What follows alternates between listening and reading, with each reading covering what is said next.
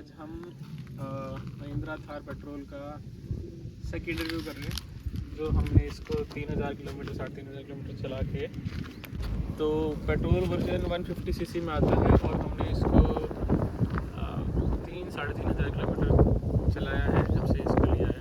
किसी को अगर महिंद्रा थार में अभी भी इंटरेस्ट है, बिकॉज अब तो बहुत सारी गाड़ी आ गई है, लोग थार का थोड़ा बुखार उतरा है लोगों का, लेकिन अगर किसी को अभी भी गाड़ी पसंद है तो उसमें क्या आपको चीज़ें अपने माइंड में रख के चलनी चाहिए जब इस गाड़ी को आप खरीद रहे हैं। तो जो इसमें हमें सबसे पहला एक ड्रॉबैक है इस गाड़ी का, जो मैं आपको पहले बता देता हूँ, तो वो है इसकी हेडलाइट्स इसकी रेट्रो स्टाइल हेडलाइट है, मतलब थोड़ा सा ओल्ड स्कूल लुक दिया हुआ है, लेकिन इसकी जो थ्रो है वो एडिक्वेट नहीं है हेडलाइट्स का। तो हेडलाइट इसकी वीक है। आप इसको अगर जिस तरह की एक गाड़ी है, आप इसको ऑफ रोड लेके जाते हैं या थोड़ा सा आप हिल्स में लेके जाते हैं, जहाँ पे बहुत डेजर्टेड रोड्स हैं, अगर आप वहाँ चलाते हैं तो थोड़ा सा इसका थ्रो लाइट का आपको कम लगेगा। सो आपको इस मतलब ये इस तरह की गाड़ी आप इसमें ऑक्सिलरी लाइट लगा सकते हैं, पर stock light are not adequate. इसमें थार महिंद्रा ने थोड़ा सा यहाँ पे लेट डाउन किया है लाइट के मामले में। मुझे लाइट थोड़ी सी वीक लगी इसकी। और बाकी सस्पेंशन का आई थिंक सबको आइडिया है अभी तक। थार में बाउंसीनेस है, तो इसका सस्पेंशन सेटअप थोड़ा सा ऑफ रोड के हिसाब से है, तो आपको गाड़ी में सस्पेंशन मिलेगा। इसके लिए लोग इसमें सस्पेंशन चेंज करा लेते हैं। कई सारे मार्केट में हैं जिनके कंपनी जिनके सस्पेंशन आते हैं, आप वो सस्पेंशन ले सकते हैं, लेकिन स्टॉक सस्पेंशन में इसमें थोड़ा सा बाउंसीनेस है, तो वो आपको शुरू में तो महसूस होता है। जब हमने इसको शुरू में चलाया था तो हमें थोड़ा सा, मुझे ड्राइविंग सीट पर भी थोड़ा सा जो उल्टी आने वाला आपको फील आता है वो आता है शुरू में। फिर धीरे धीरे आप उसके लिए यूज़ टू हो जाते हो, हमें किसी को दिक्कत नहीं होती इसको चलाने में, तो इट्स फाइन। और इसमें मेजर एक इशू जो थोड़ा सा आपको फील होगा जब आप इसको थोड़ा सा अगर 3-4 लोगों के लिए यूज़ करने चलेंगे, जो सबको पता है, मतलब it is like two door ही है, तो पीछे कोई बंदा बैठा है और आपको अगर उसको उतरना है तो थोड़ा सा वो टीडियस टास्क रहता है, बार बार सीट को आगे करना पीछे करना। तो इसमें अगर आप 2 लोग जाते हैं तो आपको इसमें बड़ा आपको अच्छा खासा रूम मिलता है।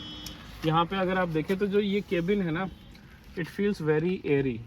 और मैं अपनी दूसरी गाड़ी जब यूज़ करता हूँ, मेरे पास दूसरी गाड़ी है इको स्पोर्ट, तो इको स्पोर्ट इसके मुकाबले बहुत छोटी लगती है अंदर से।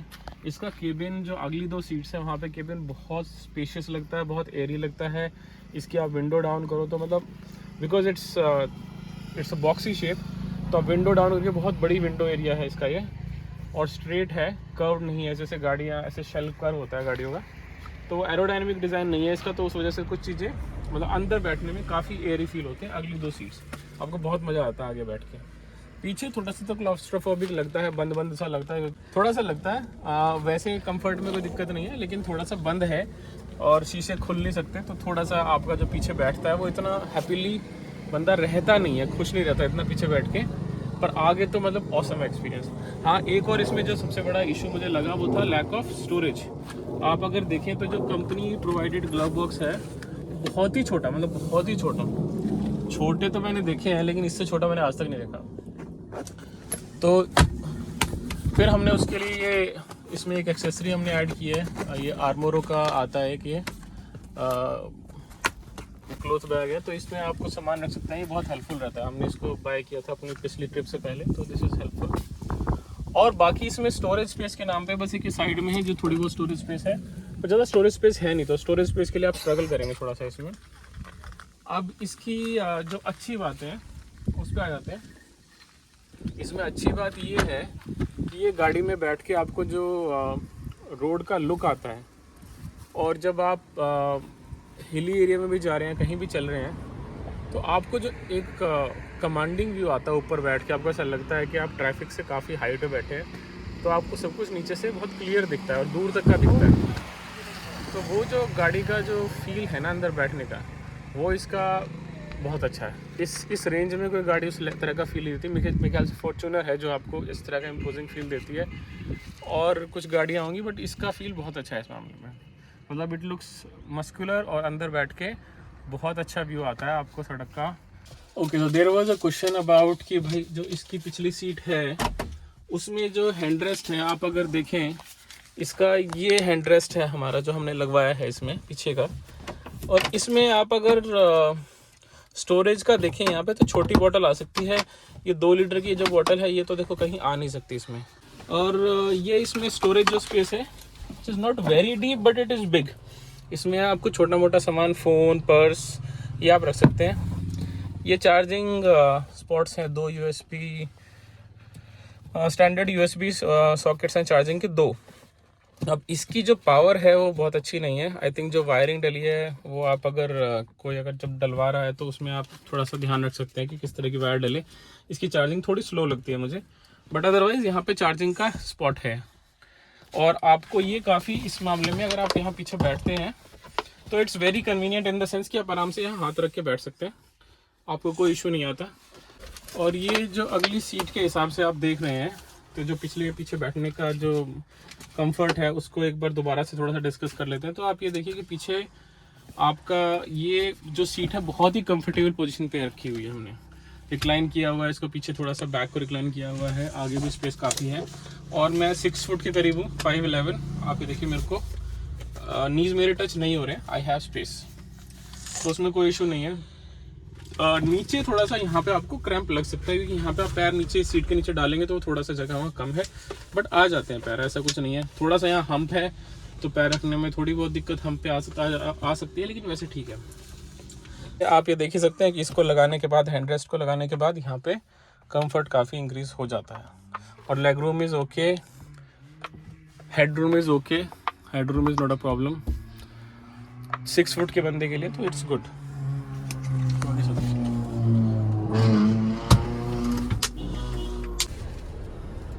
अब लेट्स क्विकली डिस्कस अबाउट कि मुझे जो हमने इसको ड्राइव किया है अभी, उसके हिसाब से जो मुझे गाड़ी के अंदर की क्या फील है। इसमें सब चीज़ें फंक्शनल हैं, बेसिक एक्सेसरीज सारी है, लेकिन जो एर्गोनॉमिक्स हैं अभी इसके गाड़ी के, अब वो देखिए बहुत अच्छे सॉर्टेड नहीं है मेरे हिसाब से। किसी का पर्सनल चॉइस हो सकता है, लेकिन मेरे को पर्सनली इसके एर्गोनॉमिक्स बहुत अच्छे तो नहीं लगे। ऐसा कोई बहुत बड़ा इशू भी नहीं है, लेकिन मतलब they could have been better. अब उसमें आप कहेंगे कि क्या बेटर हो सकता है। अब इसमें एक तो जो मुझे सबसे ज़्यादा, जो मुझे पर्सनली अच्छा नहीं लगता, वो आप ये देखिए कि जो इसके स्टीरियो माउंटेड, जो स्टीयरिंग माउंटेड कंट्रोल्स हैं आपके स्टीरियो के और इस कॉल वगैरह के, वो आपके लेफ्ट हैंड पे हैं।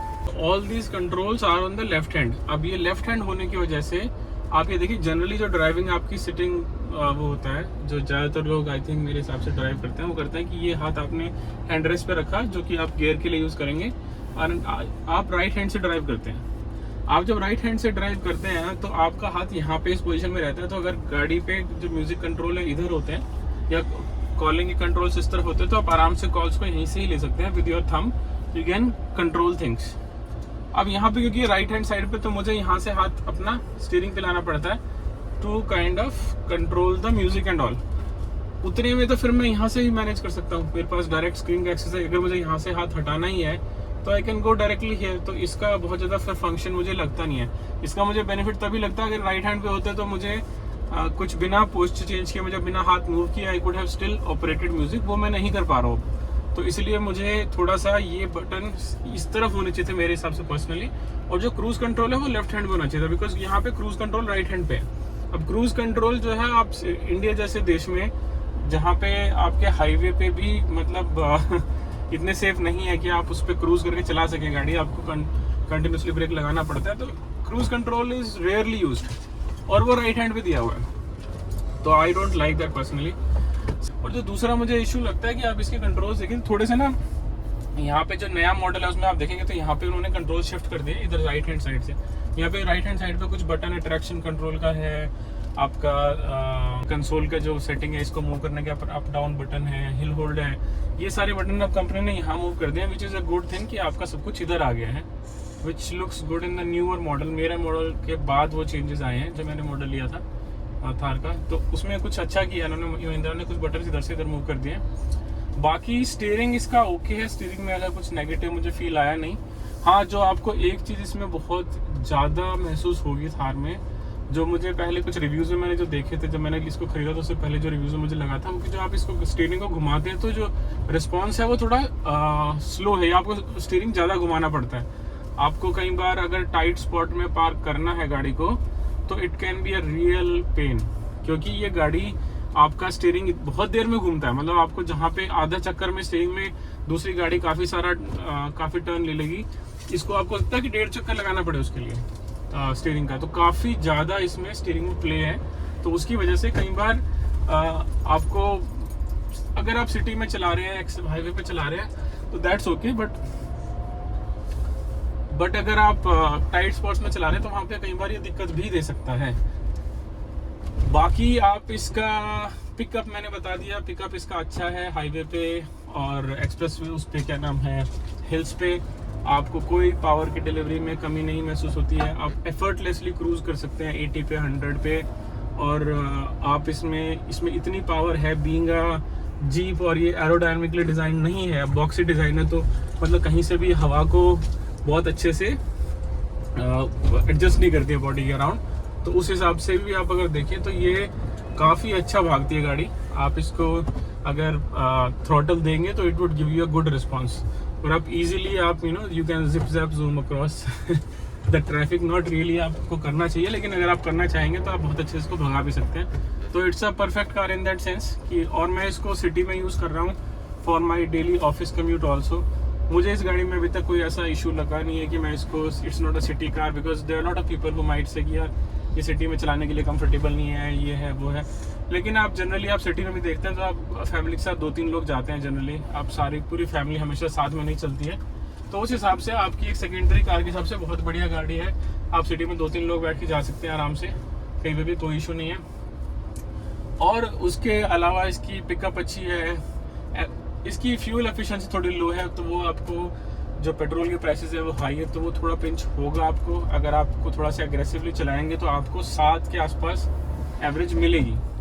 आप इसको थोड़ा प्यार से चलाएंगे, लाइट फुट रखेंगे, स्पीड चेक में रखेंगे, तो आपको शायद 9 से लेकर 10 तक की एवरेज मिल जाएगी। तो आपको फ्यूल एफिशिएंसी को तो माइंड में रखना पड़ेगा जब आप इसको लें। तो इस वजह से आप देखें तो बहुत सारे लोग डीजल की गाड़ी को प्रेफर करते हैं।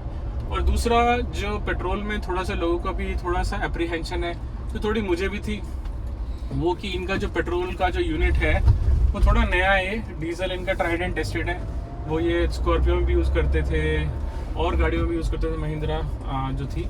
अब जो इन्होंने पेट्रोल नया बनाया है, ये इन्होंने बनाया तो बहुत अच्छा है, इसमें पावर फिगर्स के बहुत ही अच्छे हैं। सो समहाउ दे, मतलब this not a typical petrol type of engine जिसमें कि आपके यहाँ टॉर्क में थोड़ा सा लिमिटेशन रहती है। ये डीजल को ड्रैग रेस में आपने देखा होगा, तो ड्रैग रेस में ईजिली डीजल को पीछे छोड़ देती है ये गाड़ी, पेट्रोल की होने के बावजूद। सो आई थिंक महिंद्रा ने काफ़ी अच्छा काम किया है इसके इंजन के मामले में। लेकिन ये इंजन कितना रिलायबल रहेगा वो देखने की बात रहेगी। आई एम होपिंग कि महिंद्रा ने इसमें अच्छे से मेहनत की हो और ये इंजन अपना इश्यूज़ ना दे। नहीं तो इस गाड़ी में मुझे भी तो कोई इश्यूज़ नहीं लगे हैं। हाई स्पीड में अगर आप कॉर्नर करते हैं बहुत तेज़ स्पीड में, तो थोड़ा सा आपको ऐसा लगता है कि नीचे से गाड़ी आपका साथ थोड़ा छोड़ रही है। मतलब जो नीचे जो अंडर बॉडी है गाड़ी की, वो थोड़ा सा आपको लूज सी लगती है, अजीब सा थोड़ा। वो मैं एक्सप्लेन नहीं कर सकता उसको प्रॉब्लम को। लेकिन आप अगर इसको बहुत तेज स्पीड में एकदम sudden, I think I had to do one sudden kind of right turn on express way, और उसमें काफ़ी ज़्यादा मुझे नीचे से ऐसे लगा था जैसे मेरी गाड़ी का जो नीचे वाला जो मैकेनिकल्स हैं वो थोड़े से मुझे आउट ऑफ ट्यून लगे थे। तो वो आपको बहुत तेज़ स्पीड में आप सडन इसमें शार्प कोई भी टर्न ना लें, अवॉइड करें उसको, जितना उसके स्पीड लिमिट में चलाएं। लेकिन अगर आप कभी करेंगे तो थोड़ा सा आपको केयरफुल रहना पड़ेगा। अगर आप सिडान में या एक जो अपनी मिनी एसयूवीज हैं स्टैंडर्ड वाली, उसमें आप अगर जाते हैं तो उसमें वो दिक्कत नहीं आती, लेकिन इसमें आपको बहुत तेज़ स्पीड में टर्न लेते वक्त थोड़ा ध्यान रखने की ज़रूरत है। बाकी गाड़ी में कोई कमी नहीं है। अब तो थार के मैंने सारे जो मुझे इसमें लिमिटेशंस लगे या जो भी मेरे को अच्छी चीज़ें लगी, मैंने थोड़ा सा अपने गिराने की कोशिश की है। देखिए पॉजिटिव तो थार के हर कोई जानता है कि थार जो गाड़ी है उसको आप देखे तो एटलीस्ट लड़कों को तो बहुत शौक रहता है, ये गाड़ी इस तरह की गाड़ी है जो मुझे लगता है कि कमेंट आएंगे बहुत हेट्रेड वाले, मत करो। तो जो अपनी थार गाड़ी है ये मतलब दिस इज ये अलग लेवल की गाड़ी है। आपके पास एक मर्सिडीज भी होगी ना और आपके पास एक थार होगी, थार का फिर भी मतलब अलग है, इसका जो चलाने का फन है, इसको चलाने का जो मजा है वो एक अलग है। आप इसको दूसरी गाड़ी के साथ कंपेयर नहीं कर सकते। इसके अपने जो लिमिटेशंस होंगे क्योंकि जिस तरह की गाड़ी है उसको आप ये सिटी गाड़ी नहीं बनाई है, इट्स अ मेरे हिसाब से ये क्रॉस ब्रीड टाइप सी गाड़ी बनाई है महिंद्रा ने, जो कि आपको सिटी में भी कंफर्ट देती है। इसमें सारे क्रिएटिव कंफर्ट्स दे दिए हैं महिंद्रा ने जो बेसिक आपको चाहिए होते हैं। अब बहुत ज़्यादा इलेक्ट्रिकल्स महिंद्रा ने नहीं दिए इसमें, और वो मुझे लगता है कि अच्छी चीज़ है। बीइंग ऑफ रोडर आपको बहुत ज़्यादा गीकी फीचर नहीं देने चाहिए गाड़ी में, क्योंकि जितने ज़्यादा आपके ऐसे फीचर्स होंगे उसमें पॉइंट ऑफ फेलियर बढ़ जाते हैं। इस तरह की गाड़ी में नहीं होने चाहिए। जो कि महिंद्रा ने बेसिक चीज़ें जो रिक्वायर्ड होती हैं सारी दी हैं। एक बहुत अच्छा ये यूनिट दिया है, इसमें बहुत सारे फीचर्स हैं। आप एडवेंचर स्टैटिस्टिक्स देख सकते हैं, आप मतलब गाने वगैरह के लिए आप मतलब वीडियो तो नहीं चलेगा बट आप अपना गाना वगैरह सुन सकते हैं, जो चीज़ें चाहिए होती हैं। अच्छा एसी यूनिट है। एसी के मुझे लगता है कि थोड़ा सा एसी इसका काफ़ी पावरफुल है। तो जब इसको 1 की सेटिंग में भी चलाते हैं तो एसी का जो अगर आपका थोड़ा सा हल्का सा मौसम ठीक रहता है, बहुत गर्म मौसम नहीं है, तो 1 की सेटिंग पे भी आपको एसी में ठंड लगने लग जाएगी। तो आपको एसी कम करना पड़ेगा टेम्परेचर। मैं इसको फुल कोल्ड सेटिंग पे नहीं चला पाता हूँ क्योंकि इट बिकम्स टू डिफिकल्ट, बहुत ठंडा जाता है केबिन। तो एसी की कूलिंग तो मुझे अभी तक मैंने पीक समर्स में नहीं चलाया इसको, मई जून में, क्योंकि अभी मैंने इसको उसके बाद ही लिया था। तो I try in next summers, but उसके बाद से जब से मैंने इसको लिया है इन अगस्त से लेके अब तक मुझे इसका एसी बहुत ही पावरफुल लगा है। अभी तक एसी में कोई समस्या नहीं है।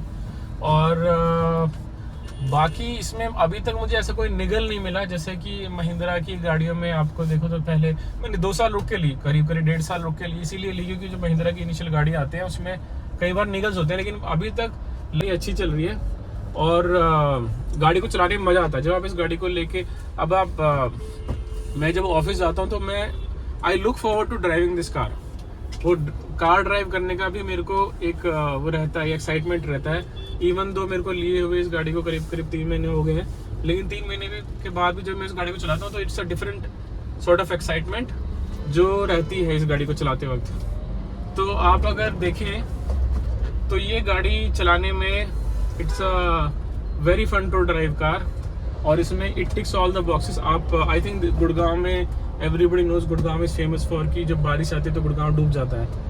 तो अभी जब बारिश this time and we had lot of rains, तो लिटरली एक बार ऐसी बारिश आई थी कि लिटरली हमें लगा गुड़गांव डूब ही रहा है आई थिंक। तो उस टाइम पे मेरे को इसको ले जाते हुए बिल्कुल भी टेंशन ही नहीं होती। आप इतनी हाइट पे बैठे हैं और आपका ग्राउंड क्लियरेंस अच्छा है, इतना अलग कॉन्फिडेंस आता है कि जहाँ गाड़ियाँ सोच के चल रही हैं, मुझे उसमें बिल्कुल भी डर नहीं था। बस आराम से डीप वाटर में इसको प्यार से लेके गया। मतलब आपको अपनी गाड़ी की लिमिटेशंस तो पता होनी चाहिए, ऐसा नहीं कि आप इसको बॉर्डर जितने पानी में ले जाएं और फिर वहाँ पे गाड़ी का इंजन सीज करा दें।